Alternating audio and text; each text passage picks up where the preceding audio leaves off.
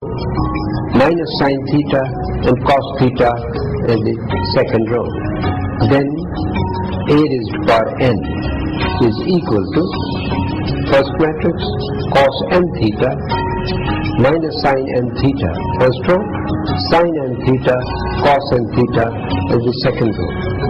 Second option is cos n theta sin n theta is the first row, minus sin n theta and cos n theta as the second row. Third option is I2, that is unit matrix of order 2. And last option is minus I2, that is negative of the unit matrix. A is equal to cos theta sin theta minus sin theta cos theta. Let's find out A square. A square is the product of A and A. So cos theta sin theta minus sin theta cos theta to be multiplied to the same matrix, cos theta sin theta in the first row minus sin theta into cos theta in the second row. Let's multiply row and column method. We get cos square theta minus sin square theta. That's obtained by first row of first and first column of second. Similarly, we have multiplied first row of first with the second column of second. We get cos square theta, cos theta sin theta plus sin theta cos theta. Now we multiply by second row of first with first column of the second. That is minus sin theta cos theta minus sin theta cos theta. Now we multiply second row of first with second column of second. We obtain minus sin square theta plus cos square theta. We know that cos square theta minus sin square theta is equal to cos 2 theta, and 2 sin theta cos theta is sin 2 theta. Therefore, first row becomes cos 2 theta and sin 2 theta, and second row similarly becomes minus sin 2 theta cos 2 theta. Now therefore A square also is satisfied by the given result.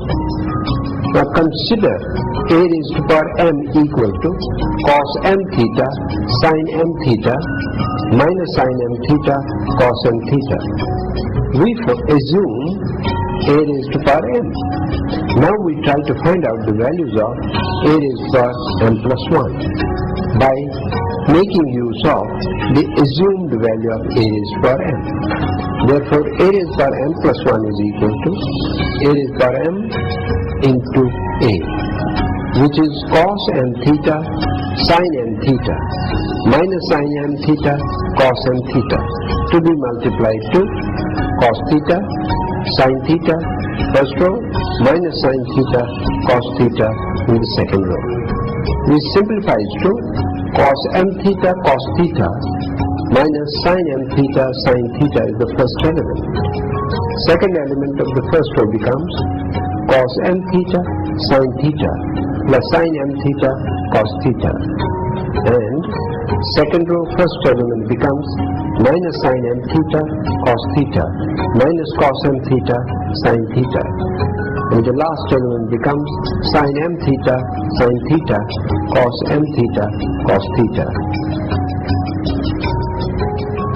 which becomes cos of m theta plus theta and sin of m theta plus theta in the first row, and in the second row you get minus times sin m theta plus theta, and last element becomes cos of m theta plus theta, which becomes cos of m plus 1 theta, that is the first row first element. The second element becomes sin of m plus 1 into theta.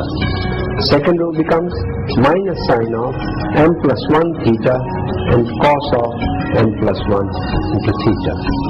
Therefore, this statement is true for n equal to m plus 1. Thus, by mathematical induction, a raised to power n is equal to cos of n theta, sine of n theta, first row, minus sine n theta and cos n theta in the second row, for all n belonging to n, the set of natural numbers.